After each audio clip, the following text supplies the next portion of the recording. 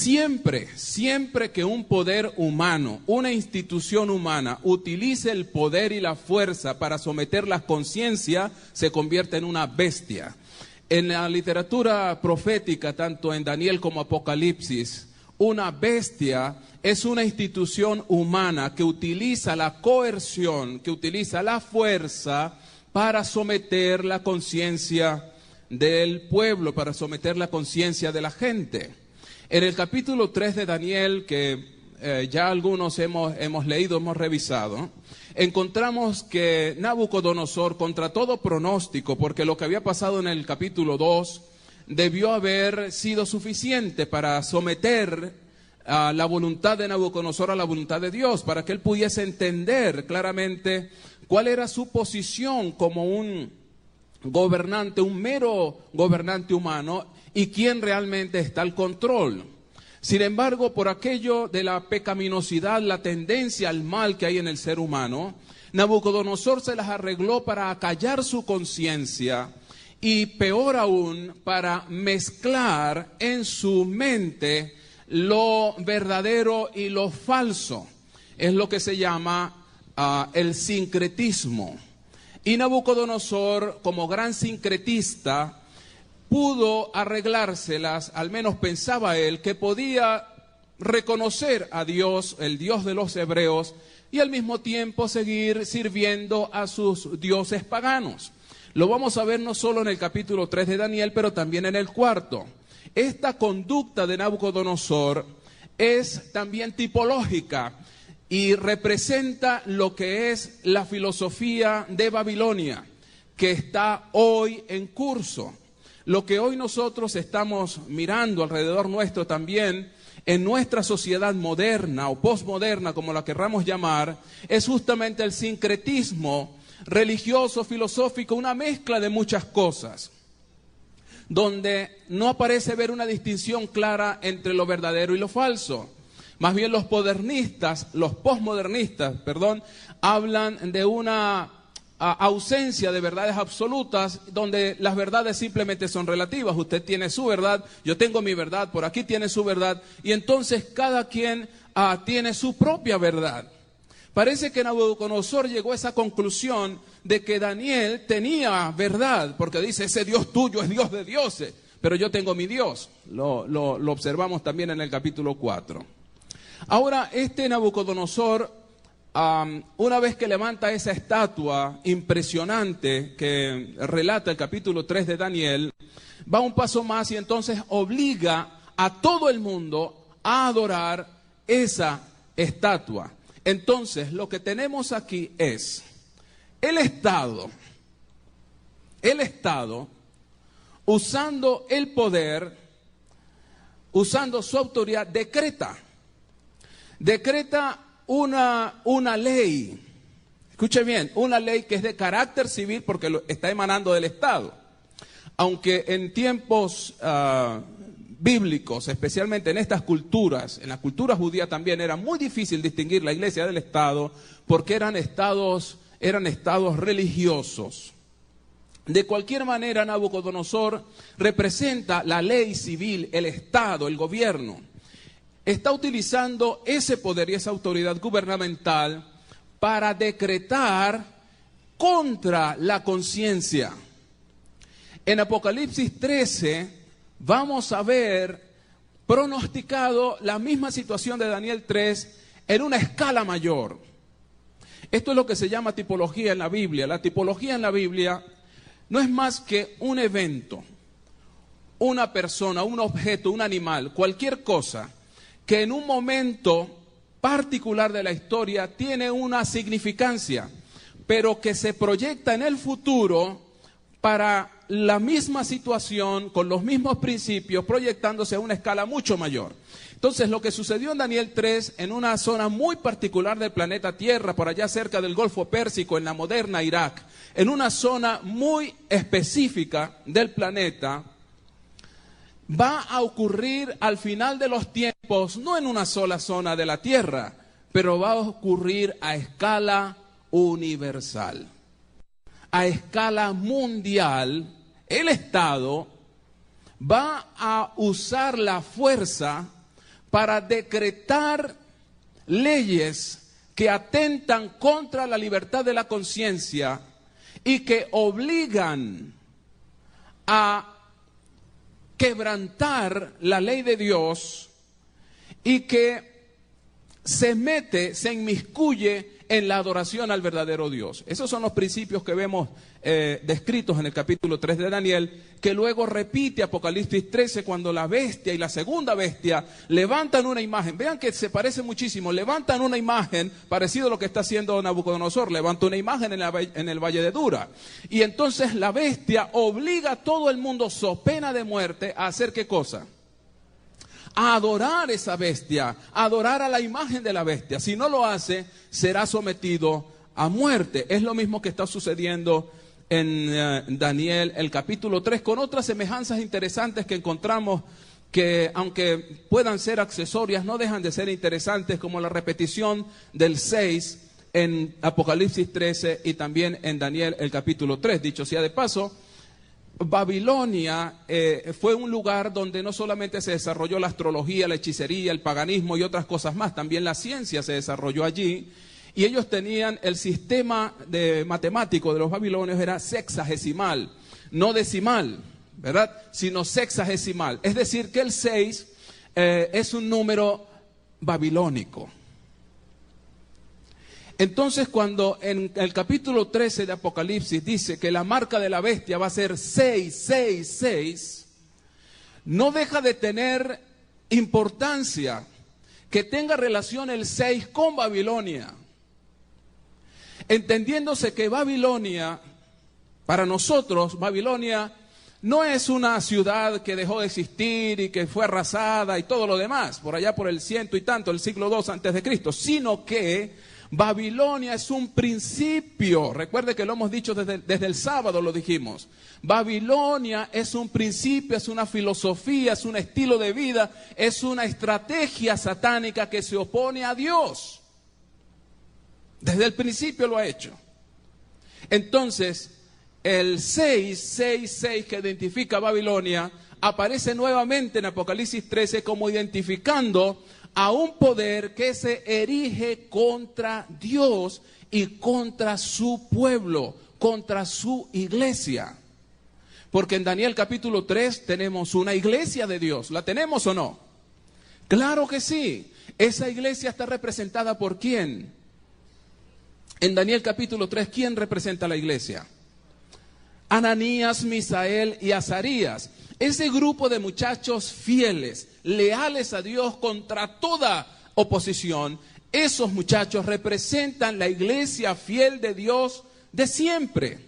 ¿Y dónde está la iglesia de Dios en Daniel capítulo 3? ¿Dónde está la iglesia? ¿Dónde está? En Babilonia, ¿sí o no? Vean ustedes qué interesante que el apóstol Pedro, y quisiera que me acompañen allí a la primera epístola de Pedro, capítulo 5, primera epístola de Pedro, capítulo 5. En el verso 12 de primera de Pedro 5 dice: por conducto de Silvano, a quien tengo por hermano fiel, os he escrito brevemente, amonestándoos y testificando que esta es la verdadera gracia de Dios en la cual estáis. La iglesia que está en Babilonia, la iglesia que está ¿dónde? Dice Pedro. En Babilonia, elegida juntamente con vosotros, y Marcos mi hijo os saluda. ¿Cómo que la iglesia que está en Babilonia?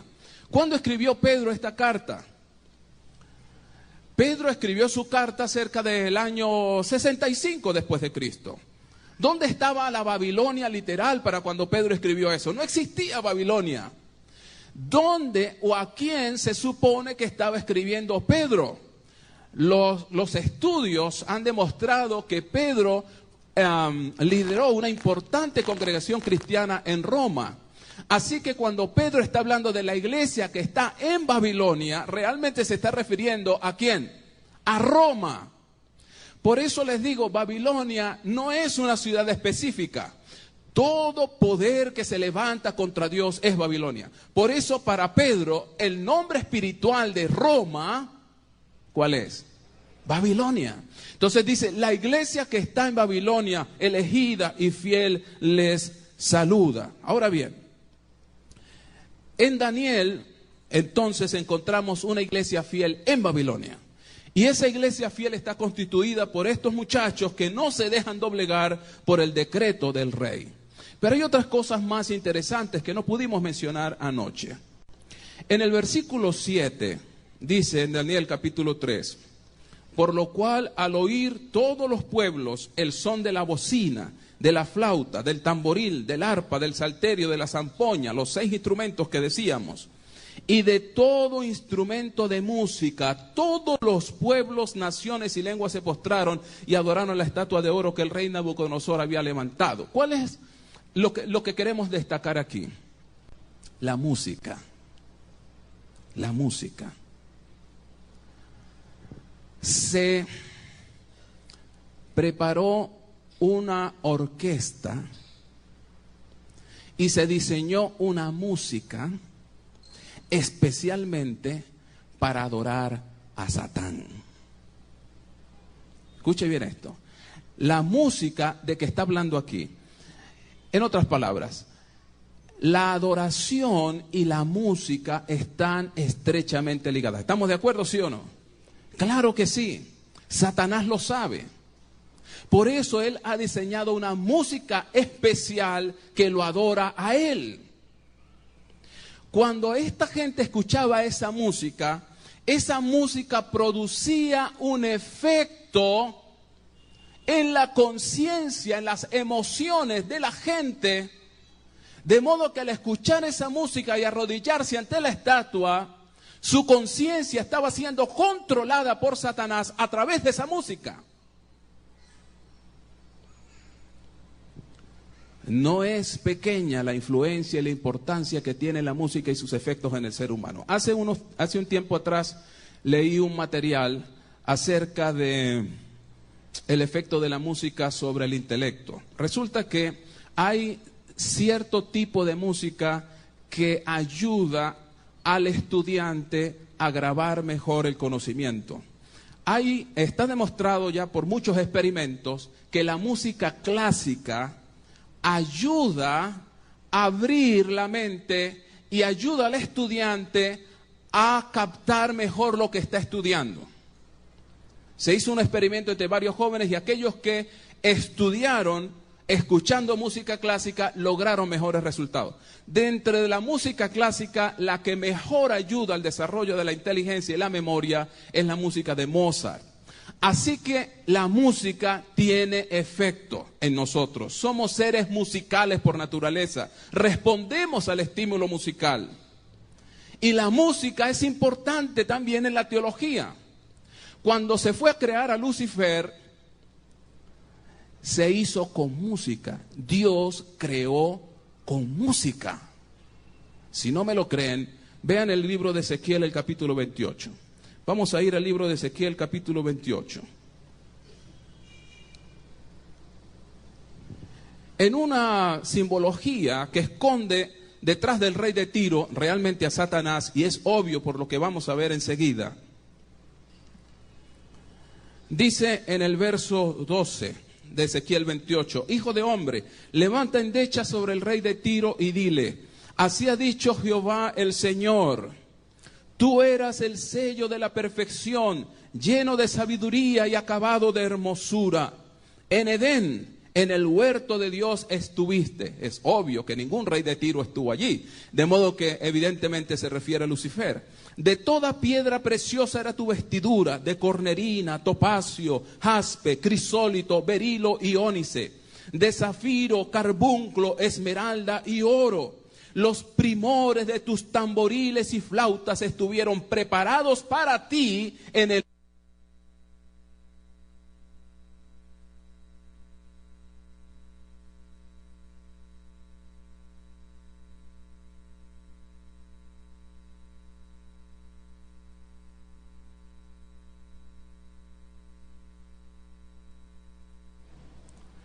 En el día de tu creación, dice el versículo 13, la parte final, los primores de tus tamboriles y flautas estuvieron preparados para ti. ¿Cuándo dice? En el día de tu creación. Lo que quiere decir que en el momento en que fue creado este querubín, Lucifer, que más tarde llegó a ser Satanás, el enemigo de Dios o el opositor, fue creado en un ambiente de música. Entonces, ¿es importante la música o no? ¿Tiene Babilonia su música o no? La pregunta es, ¿cuál es la música que usted escucha? ¿Es la música de Babilonia, la de Satanás, o es la música de Dios? La música de Satanás, la música de Babilonia, está diseñada en la mente maestra del enemigo de las almas. Un ser que tenía cualidades musicales extraordinarias. Imagínense si fue creado en medio de música. Entonces, él sabe diseñar la música con el ritmo adecuado y preciso que él necesita para causar el efecto necesario, suficiente para sus intenciones en la mente de los seres humanos. Así como esa música estaba cautivando a la gente y ayudándole a adorar a Satanás, hoy la música del mundo, la música de esta Babilonia moderna, está cautivando la mente de millones de seres humanos. Muchos de nuestros jóvenes están siendo arrastrados a las redes mismas del demonio a través de la música y ellos no se están dando cuenta. Todos esos ritmos diabólicos, algunos muy evidentes, como el reggaetón y otros ritmos que cualquier persona que lo escucha sabe que es el demonio que está allí. Pero hay otros ritmos más sutiles y algunos se están cantando en las iglesias cristianas, incluyendo las adventistas. Se está colocando letra cristiana ignorando que la música tiene tanta importancia que la letra o como la letra para los efectos que produce en la conciencia. Usted no puede entonar un merengue, una balada romántica, usted no puede entonar un rock o lo que sea, colocándole letra cristiana y con eso decir estoy adorando a Dios. No, porque esa música fue creada, fue diseñada en la mente de Satanás, transmitida al compositor humano para producir efectos negativos en la mente y en la conciencia de las personas. Es por eso que usted puede estar cantando lo que usted llama un himno a Dios cuando realmente le está cantando al demonio. No importa que la letra diga Cristo, eso no importa. La música con la que usted está cantando está produciendo un efecto en la gente. Es por eso que este tipo de música no transforma la vida, no produce conversiones, no lleva a la gente a la obediencia a Dios, no lleva a la gente a la obediencia a sus mandamientos, no lleva a la gente a someterse a la voluntad del Señor. Siguen siendo sensuales en el fondo de su corazón. Miren, algunas pseudo canciones o canciones pseudo cristianas tienen hasta ritmos eróticos, sensuales. Y además de eso, el cantante le añade también sus propios gestos que se han copiado de los cantantes del mundo. Quejidos en la voz, quiebres y movimientos, subidas y bajadas de la voz absolutamente innecesarios cuando se alaban a Dios. Expresiones del rostro que parece que estuvieran llorando, le estuvieran sacando una muela o estuvieran pisándole un callo. Algo extraño está pasando y el rostro se desfigura y está causando efectos tanto en el cantante como en el oyente. Y dice que está adorando a Dios, pero esa música no adora a Dios. Babilonia se está metiendo en la iglesia. Bueno, yo diría que está metida. Pero la orden del Señor es, salid de Babilonia, pueblo mío. No participen de sus pecados. Yo llamo a los jóvenes aquí, los que les gusta la música, los que hacen canto. Revisen si lo que ustedes están cantando adora a Dios. Revisen si la música, la plataforma sobre la cual está montada su letra. Hay un trabajo que me enviaron por internet que lo voy a compartir con la iglesia en algún momento. No sé si será en el desarrollo de estas conferencias, pero en la comparación entre algunas músicas que parece ser cristiana y luego se pone al lado de dónde vino esa música y es impresionante cuando descubrimos de dónde vienen. En las iglesias cristianas, incluyendo adventistas, se está cantando música pop, se está cantando rock, se está cantando baladas, se está cantando una cantidad de cosas. No estamos adorando a Dios con eso. Porque la música tiene su composición, los ritmos, las notas, los compases están diseñados para producir algo en nuestras emociones. Pero por otro lado, la música de Dios tiene un poder extraordinario. En Segunda de Crónicas, capítulo 20, les voy a invitar a que me acompañen allí, por favor. Segunda de Crónicas.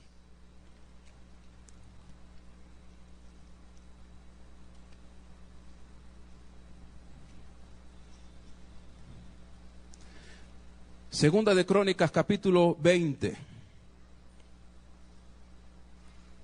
Relata una batalla extraordinaria entre el pueblo de Dios y sus enemigos. En este caso se trataba del pueblo de Moab y Amón. Dios tenía un rey que fue uno de los reyes buenos en Judá. Era el rey Josafat. Cometió errores, pero en general el reino de Judá, de Josafat en Judá fue positivo. Fue un hombre temeroso de Dios. Dice entonces aquí en el versículo 18 de Segunda de Crónicas 20. Entonces Josafat se inclinó rostro en tierra. Y asimismo todo Judá y los moradores de Jerusalén se postraron delante de Jehová y adoraron a Jehová. Y se levantaron los levitas de los hijos de Coat y de los hijos de Coré para alabar a Jehová, el Dios de Israel, con fuerte y alta voz. ¿Qué estaban haciendo? Cantando con fuerte voz. Estaban preparándose para la batalla. Y cuando se levantaron por la mañana, salieron al desierto de Tecoa. Y mientras ellos salían, Josafat, estando en pie, dijo: Oídme, Judá y moradores de Jerusalén, creed en Jehová vuestro Dios y estaréis seguros. Creed a sus profetas y seréis prosperados. Y habido consejo con el pueblo, puso a algunos que cantasen y alabasen a Jehová vestidos de ornamentos sagrados, mientras salía la gente armada. Vean qué locura. Josafat está poniendo el coro, al coro de la iglesia, que cante mientras el ejército se prepara para pelear. Ustedes canten, por favor.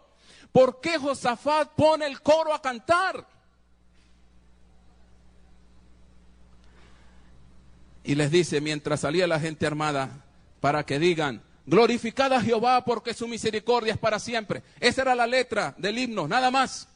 Pero vean lo asombroso, dice el versículo 22. Y cuando comenzaron a entonar cantos de alabanza, Jehová puso contra los hijos de Amón, de Moab y del monte Seir las emboscadas de ellos mismos que venían contra Judá, y se mataron unos a otros. ¿Cuándo ocurrió el milagro? Dice la Biblia.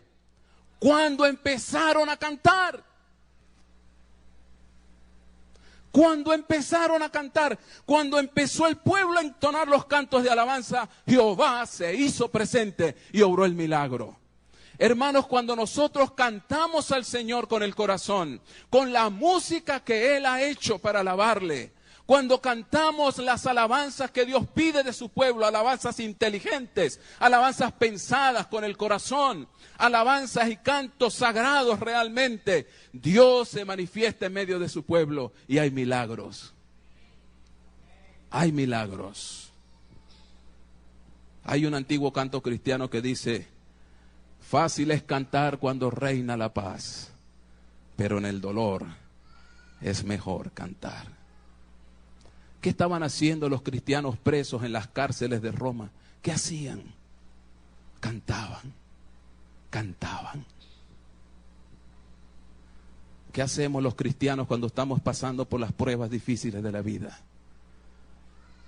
No hemos sentido la presencia del Señor, no se ha elevado nuestro espíritu, no hemos recobrado la fe y la confianza en el Señor y la esperanza, cuando tímidamente al comienzo empezamos a cantar y a alabar a Dios como Él lo pide.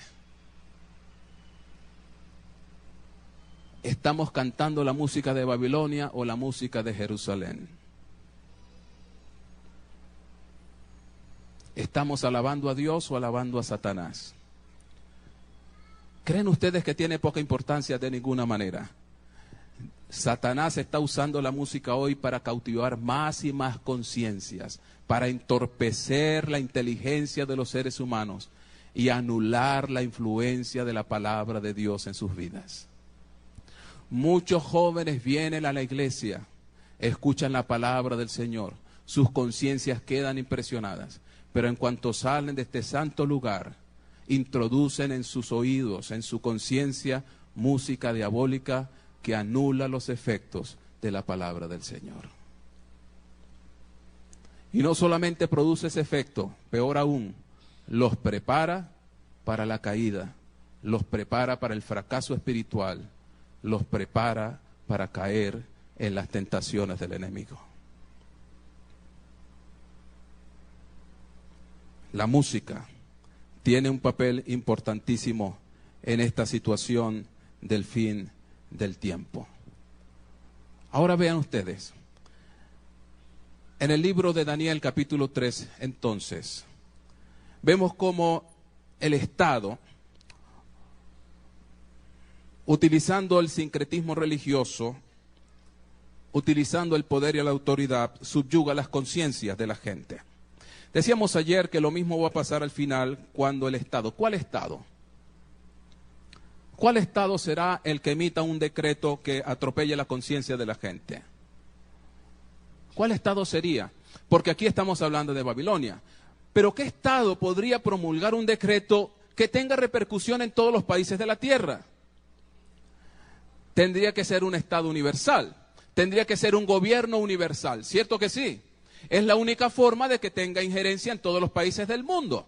Lo que aquí estamos viendo, lo estamos repasando anoche, es que el mundo está avanzando hacia el establecimiento de un gobierno de carácter universal. Lo que George Bush mencionó hace unas décadas atrás, el nuevo orden mundial. Y realmente el mundo avanza hacia eso, hacia un nuevo orden mundial, donde bajo un solo gobierno, bajo un solo ejército, una sola religión o una sola sincretismo religioso, la gente trate de salvar la humanidad o la tierra de la devastación, de la ruina, y traigamos la paz a este mundo. Entonces se emitirán decretos que violarán la conciencia del ser humano. No podemos decirlo todo ahora, porque apenas estamos comenzando el libro de Daniel. Pero a medida que lleguemos a los capítulos, miren, estamos en los capítulos que llaman históricos nada más, pero yo veo profecía en todo Daniel. Sin embargo, se ha dividido el libro de Daniel en históricos y proféticos. Nosotros estamos supuestamente apenas en los libros históricos, que llegan hasta el capítulo 6, los capítulos históricos. ¿Qué será cuando lleguemos al capítulo 7, 8 y 9 de Daniel entonces? Allí vamos a ver con mayor claridad estos detalles. Pero ahora quisiera que miráramos la otra dimensión de este problema, de este episodio. Cuando trajeron los muchachos delante de Nabucodonosor, sucedió algo impresionante. Sadrach, Mesach y Abednego fueron llevados delante de la autoridad para dar razón de su fe. ¿Por qué ustedes son diferentes? ¿Por qué ustedes no se acoplan al resto del mundo? ¿Por qué ustedes insisten en ser diferentes? Mientras hoy, cada vez más, en forma especial la juventud, trata de parecerse más al resto de los jóvenes que aman a Dios insisten en ser diferentes al resto. Leales a Dios. Impopulares, por cierto, pero leales a Dios. Aborrecidos, despreciados y ridiculizados por el mundo, pero leales a Dios. Cuando fueron llamados ante el gobierno, dice aquí el versículo 16 del capítulo 3 de Daniel. Sadrach, Mesach y Abednego respondieron, vamos a leer el 15. Ahora pues, les dice el rey, ¿estáis dispuestos para que al oír el son de la bocina, de la flauta, del tamboril, del arpa, del salterio y de la zampoña y de todo instrumento de música, os postréis y adoréis la estatua que he hecho? Porque si no la adoran, en la misma hora seréis echados en medio de un horno de fuego ardiendo. ¿Y qué Dios será aquel que os libre de mis manos? Cuando Nabucodonosor hizo esta expresión, estaba señalando, ¿y qué Dios? ¿Qué Dios los podrá librar de mi mano? Nabucodonosor estaba blasfemando contra el mismo Dios Jehová de Israel. Es clarísimo, porque ya Nabucodonosor conocía que ellos tenían un Dios diferente al suyo. ¿Lo sabía Nabucodonosor o no? De modo que cuando él dice, ¿y qué Dios los podrá librar?, está hablando del Dios de los hebreos. Está hablando de Jehová, el Dios de Israel, el Dios creador del universo. Nabucodonosor está desafiando al mismísimo Dios, creyendo y pretendiendo tener más poder que él. Pero la respuesta de estos jóvenes es una lección impresionante de lealtad indivisa. Sadrac, Mesad y Abednego respondieron al rey Nabucodonosor diciendo, no es necesario que te respondamos sobre este asunto. No vamos a discutir el asunto. No vamos a entrar en componendas ni en transigencias. No vamos a pedir otra oportunidad. No vamos a negociar nuestra fe. La tragedia de esta humanidad se debe a que Eva, frente a la tentación, frente al desafío, trató de transigir, de negociar, de conversar con el enemigo. Bueno, lo que pasa es que Dios dijo esto y para acá y para allá. Pero estos muchachos no tenían nada que conversar con el enemigo. Dijeron, no tenemos que responderte sobre este asunto. Estamos claros, definidos en al Dios a quien servimos. Versículo 17. He aquí nuestro Dios al que servimos puede librarnos del horno de fuego ardiendo, y de tu mano, oh rey, nos librará. Estos muchachos tenían la seguridad y la confianza en el poder de Dios. No hay nada, absolutamente nada que otro ser humano pueda hacer contra nosotros, a menos que Dios lo permita para glorificarse en las pruebas que permite que sus hijos pasen. Pero no debemos temer absolutamente, porque servimos a un Dios vivo y poderoso. Pero lo que dijeron enseguida es más importante que todo lo que dijeron antes. Y si no, sepas, oh rey, que no serviremos a tus dioses, ni tampoco adoraremos la estatua que tú has levantado. Está de más decir que Nabucodonosor perdió el control. Nunca nadie lo había desafiado de esa manera. Hagas lo que hagas, no vamos a hacer lo que tú nos estás pidiendo. Pero quiero llamar la atención de ustedes, mis queridos, a algo muy importante, porque todos los días de nuestra vida, o en algún momento especial de nuestra vida, lo vamos a vivir. ¿Por qué estos muchachos pudieron hablar de la forma como lo hicieron? Porque ellos tenían fe. ¿Qué tenían ellos? Fe. Ellos creían en Dios. ¿Cuántos de los que están aquí creen en Dios? Yo les puedo demostrar que muchos no creen en Dios.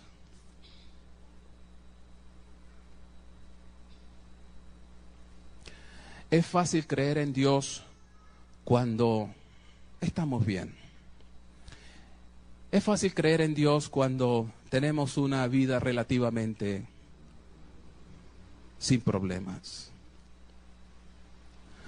Qué rico y qué sabroso es creer en Dios cuando oramos, pedimos, suplicamos y recibimos el don, recibimos la bendición. Y apresurados le pedimos al pastor o al anciano, quiero dar un testimonio el próximo miércoles, por favor. El Señor ha hecho algo extraordinario en mi vida. El Señor me ha dado una bendición. El Señor ha respondido mi oración.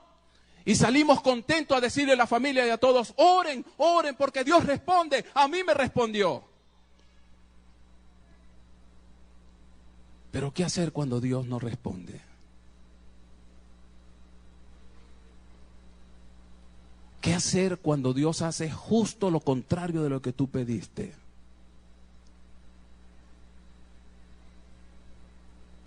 El Salmo 37:4 creo que dice: el ángel de Jehová acampa alrededor de los que le temen y los defiende. Pero ¿saben ustedes que hace unas semanas atrás en México atacaron a unos hermanos adventistas? Les quitaron los brazos, mataron a varios de ellos. Y el ángel de Jehová no hizo nada.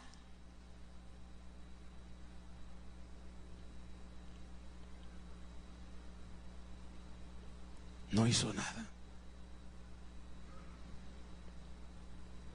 ¿Saben ustedes cuánta gente leal a Dios está sufriendo ahora mismo? Y son leales al Señor. ¿Tú crees en Dios?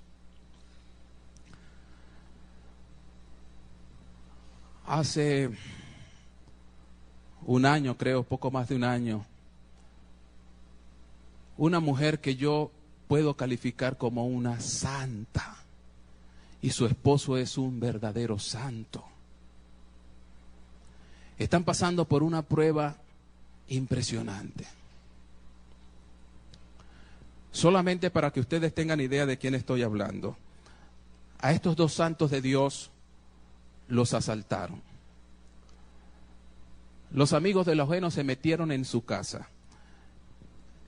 Miren, y disculpen que hable de esta manera, pero yo sé lo que estoy diciendo. Habían gente que vivía en ese lugar que merecían más esos ladrones que ellos. Pero se metieron en la casa de estos santos del Señor. Los amarraron. Estamos hablando de dos ancianos de más de 70 años. Los amarraron, se le llevaron varias cosas. Y entre ellas le quitaron la tarjeta del pastor. Y entonces el ladrón le dice: a ver, dame la clave de tu tarjeta. Y el pastor se la dio. Ah, es esta. ¿Estás seguro? El ladrón decía: pero ¿estás seguro que esa es la clave de tu tarjeta? No me estás engañando. Y la esposa del pastor le dice: mi esposo nunca miente. Esa es la clave de la tarjeta, señor. Mi esposo nunca miente. Y así fue. Es para que ustedes vean de qué persona estamos hablando, de qué clase de gente estamos hablando. En una oportunidad se le ofreció a él la oportunidad de hacer un negocio. Alguien le había ofrecido compra por su camionetica, una camionetica bien viejita que él tenía. Creo que la tiene todavía. Y entonces un hombre le dijo: oiga, pastor, le compro su camioneta. Y él dijo: miren, ahorita no la estoy vendiendo, pero le prometo que si algún momento yo decido venderla, se la voy a ofrecer a usted primero. Pasaron 6 años. Y el pastor tuvo la oportunidad de salir de su carrito viejo para comprar uno más nuevo. Entonces, cuando estaban a punto de hacer el negocio, le decía el otro vendedor: bueno, pastor, venda su camionetica, yo lo espero, vaya a vender su camioneta y entonces hacemos el negocio. ¿Hay alguien que está interesado en comprar su camioneta? No. Yo tengo que ir donde un señor que le prometí que le vendería la camioneta. Hacía 6 años le había prometido y fue a buscarlo. Y el hombre se quedó extrañado. ¿Y usted qué hace aquí? Es que yo hace 6 años le prometí a usted que le vendería la camioneta. ¿Usted quiere comprar mi camioneta? No sabe engañar, no sabe mentir. Pero ese hombre de Dios, su esposa, que es su única compañía, en este momento está tirada en una cama. Un violento accidente cerebrovascular la ha dejado incapacitada. Y cuando yo fui a visitar ese hogar, por el aprecio y la admiración que tengo para ellos, se me partió el corazón a ver a una santa de Dios encorvada en una cama sin poder hablar, sin poder hacer nada. Y su esposo en una silla de ruedas, con la cadera salida de un lado. Y eso le pasa a un siervo del Señor que ha gastado toda su vida sirviéndole a Dios. ¿Cómo se puede creer en un Dios así?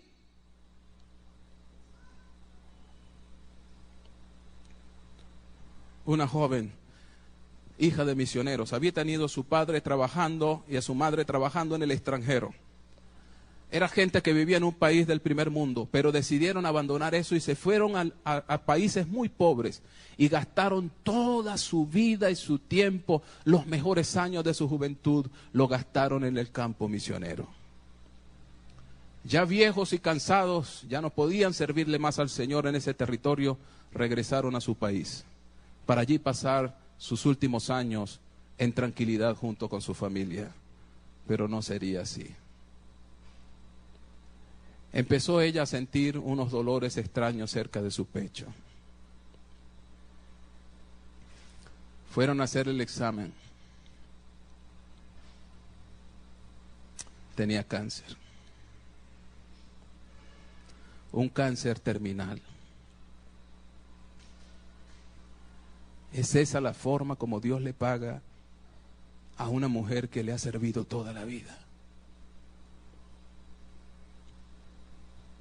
Se hicieron cadenas de oración. Mucha gente oró por ella, pero el cáncer no retrocedía. Los pastores y en muchos lugares oraron y clamaron al Señor por la sanidad de esta santa mujer, pero el cáncer permaneció allí. En los últimos minutos de su vida, el dolor era tan intenso que tenían que ponerle entre sus dientes algo para que mordiera. El dolor era muy fuerte. Su hija estaba allí junto a su cama viéndole morir, agonizando en medio de dolor más abyecto. La única forma de que ella pudiera morir sin tanto dolor era que consiguieran un medicamento muy fuerte. Así que un joven mensajero motorizado salió rápidamente al único lugar donde podía conseguir esa medicina, pero cuando venía de regreso al hospital se extravió. Nadie sabe cómo, pero nunca llegó al hospital. Y la misionera, la sierva del Señor, murió en medio de los dolores más espantosos.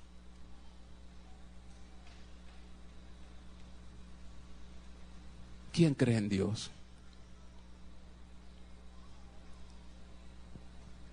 Cuando estos muchachos estaban delante del rey,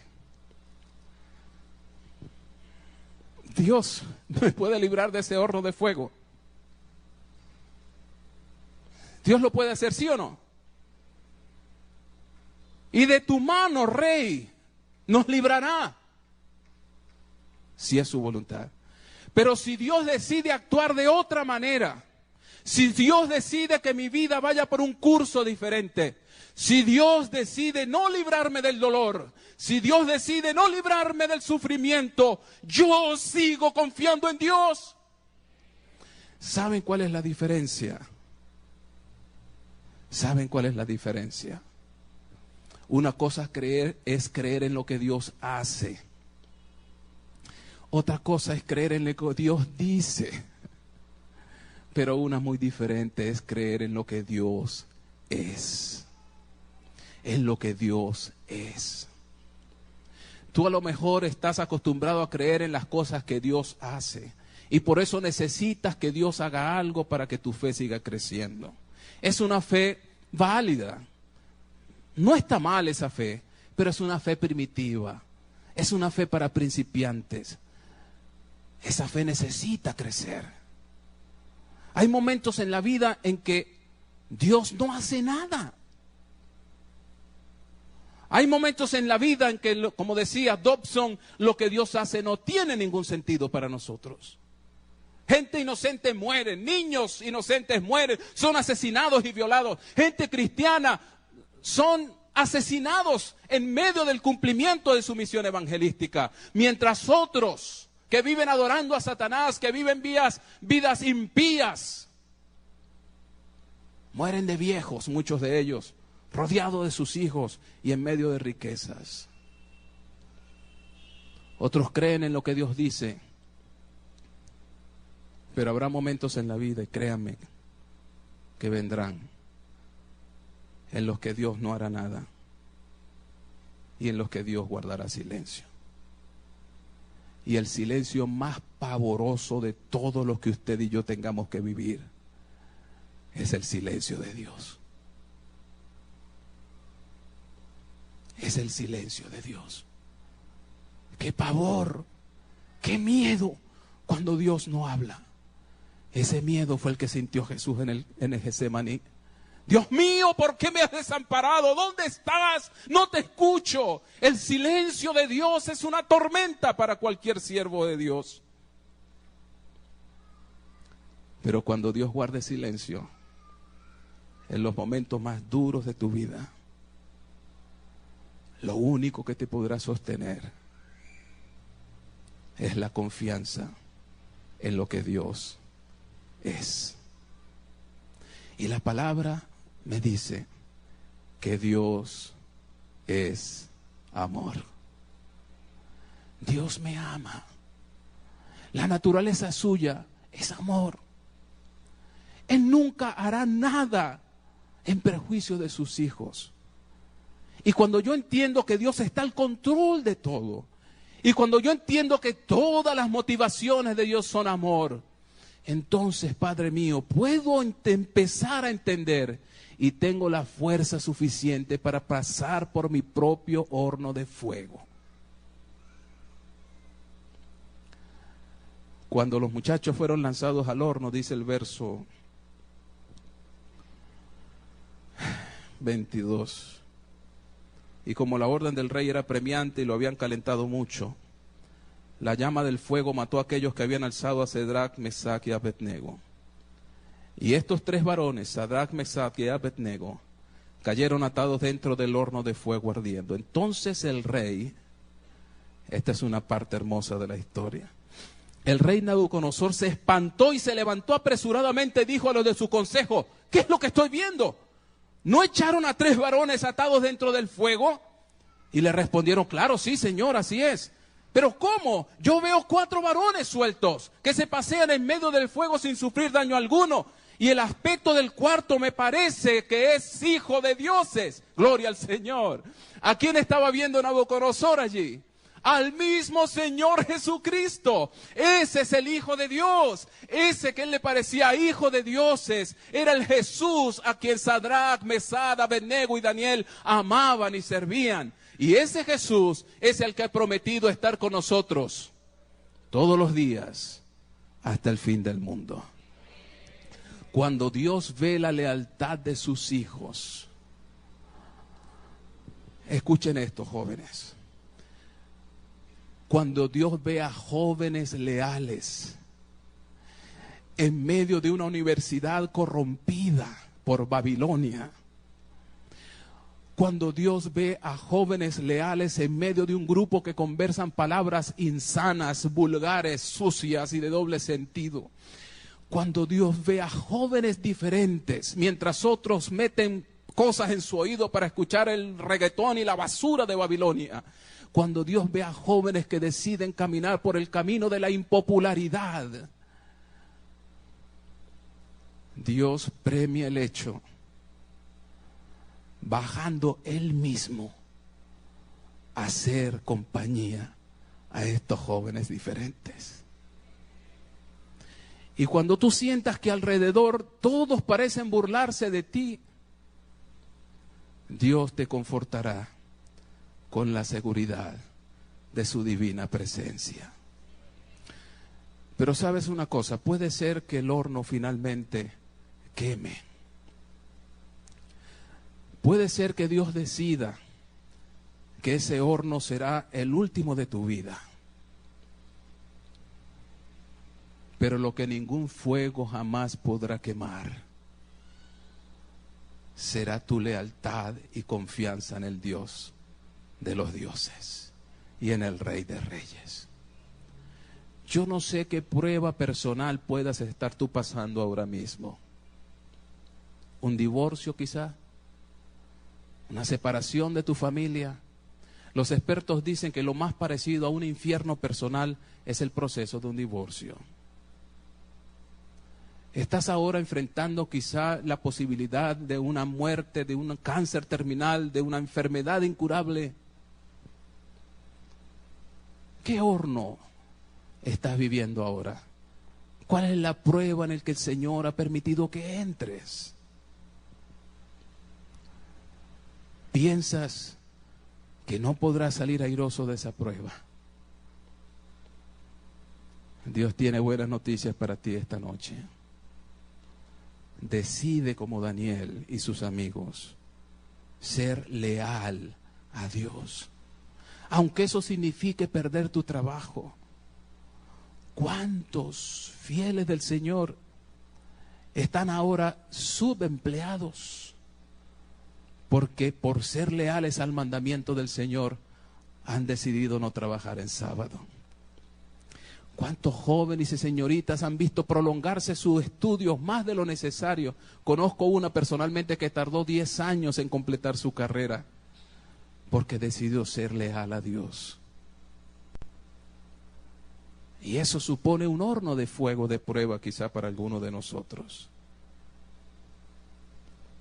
Hermanos queridos, lo que se avecina sobre este planeta no es nada fácil. Los eventos finales caerán sobre la iglesia de sorpresa. Nadie lo podrá advertir. Los adventistas que están sacando cuentas y contando los eventos escatológicos uno por uno serán sorprendidos.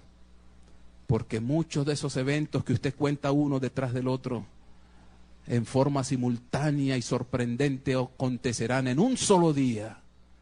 Y nos veremos envueltos nosotros en una olla hirviendo de circunstancias que probarán al máximo nuestra fe y nuestra lealtad al Señor. El tiempo de definir nuestras lealtades es ahora. Esta conferencia de Daniel no es para despertar la curiosidad de la gente. Estas conferencias proféticas son para definir la lealtad de la gente. Nosotros estamos aquí estudiando la profecía para decidir y definir de qué lado va a estar nuestra lealtad. Y yo estoy convencido, hermanos, que los amigos que nos están acompañando desde el comienzo de esta conferencia, al terminar la misma, habrán decidido de qué lado está su lealtad. Y estoy seguro que para la gloria del Señor, aquellos que se dejen impresionar por su espíritu, confirmarán su lealtad al Señor en esas aguas bautismales y se unirán al pueblo de Dios que se prepara para la Jerusalén celestial. Estoy convencido, hermanos, de que aquellos hermanos que noche tras noche vienen a esta conferencia aprenderán a definir de una vez para siempre de qué lado está su lealtad.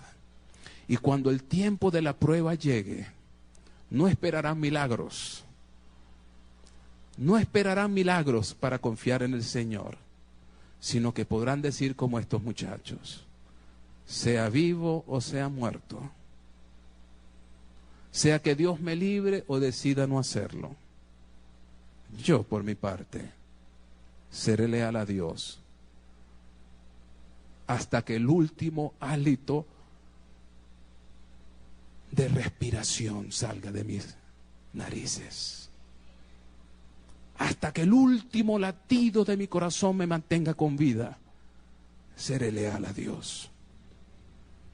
Yo quiero preguntar esta noche, hermanos queridos. Hay un hermano de iglesia esta noche que decide junto conmigo, seré leal a Dios hasta el último latido de mi corazón. Hay alguien que, por favor, yo quisiera que no lo hiciéramos en forma apresurada, pero que sea una convicción muy profunda. Yo quiero pedir a usted que cree que eso es lo que va a hacer y tiene esa convicción ahora mismo. Y quiero llamar en forma especial a los jóvenes que están aquí, porque esta es una historia de jóvenes, de muchachos. Si quieren dar un testimonio a las visitas que están con nosotros esta noche, puedes colocarte de pie, no para que te vean, pero para confirmar y decir esta noche, Señor, seré leal a ti en vida o aún frente a la muerte. ¿Hay alguien que está convencido de eso esta noche aquí? Dios te bendiga. Dios te guarde.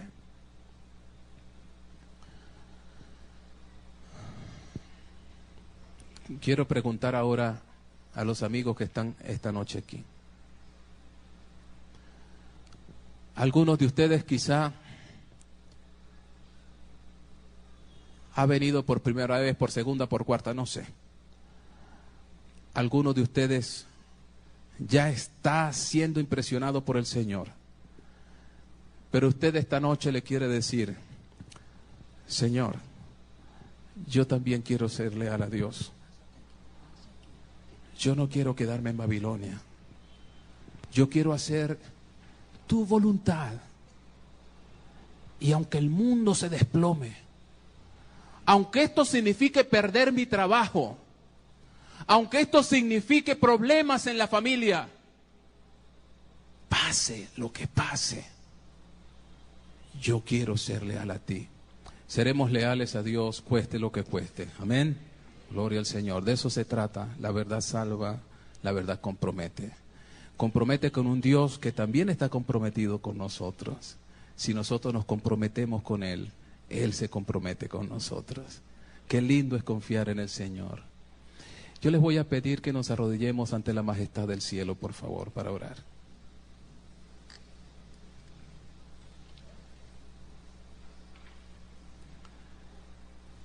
Santo, santo, santo es tu nombre, Señor. Toda la tierra está llena de tu gloria. Este lugar está lleno de tu gloria, Señor, esta noche. Tu Espíritu Santo se manifiesta con poder en medio de tu pueblo reunido.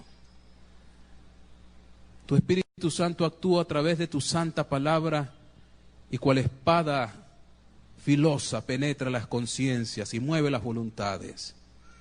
Es tu Espíritu Santo, Señor, quien ha movido a estas preciosas almas a venir aquí delante de tu altar, confesando su necesidad de ti y confesando su deseo de ser leales a ti hasta la muerte. Padre bueno, no entendemos en nuestra finita mente todo lo que involucra esta lucha entre el bien y el mal, pero entendemos claramente de qué lado debemos estar y queremos estar de tu lado, Señor. Este grupo de almas preciosas quiere anotar su nombre en el libro de la vida. Permite, oh Padre, que los pasos necesarios sean dados en forma rápida y consecuente, de manera que puedan asegurar sus vidas en ti, Señor. Que al tomar sus nombres, sus teléfonos, al ser atendidos, puedan, Señor, llevarse los pasos necesarios, que los lleve rendidos a tus pies, entregar sus vidas a ti en santo bautismo y comenzar vidas nuevas en tu nombre y en tu gracia. Padre mío, tu iglesia está de rodillas ante ti esta noche. Estamos suplicando el perdón de nuestros pecados. Estamos rogando, Señor, que nos des la fe de Sadrach, de Ananías, Misael y Azarías. Que nos dé la fe y la confianza de Daniel, que lo sostuvo incólumes en medio de la corrupción más terrible, en medio de las pruebas más difíciles, incluso frente a la misma muerte, decidieron ser leales a ti en contra del mundo entero. Padre bueno, sobre esta iglesia sabemos se avecina una prueba terrible. Alguno quizá ya está viviendo su propio horno de fuego personal. Te suplico, Dios mío, que nos des la fuerza necesaria para soportar el calor de la prueba sin que se derrita nuestra fe y nuestra confianza en ti. Ayúdanos, Señor, a salir purificados del fuego de la prueba. Que salgamos, Señor, con una fe más resistente, más sólida, con una confianza entera en ti, Señor. Te vuelvo a suplicar por la juventud de tu pueblo, Padre mío, por estos muchachos y muchachas preciosos. Que tú, Señor, les ayudes a marcar una diferencia notable en este mundo corrompido. Que su confianza y su lealtad a tus principios sea la fuerza y el poder que convenza a otros jóvenes hundidos en la miseria de la fornicación, de la inmundicia, y puedan ver luz en sus vidas. Santifica tu iglesia, Señor. Santifica tu pueblo. Santifícanos en tu palabra. Llévanos a casa con la seguridad de que en medio de la prueba, la presencia del mismo Jesucristo nos sostendrá. En su nombre lo pedimos todo. Amén. Amén.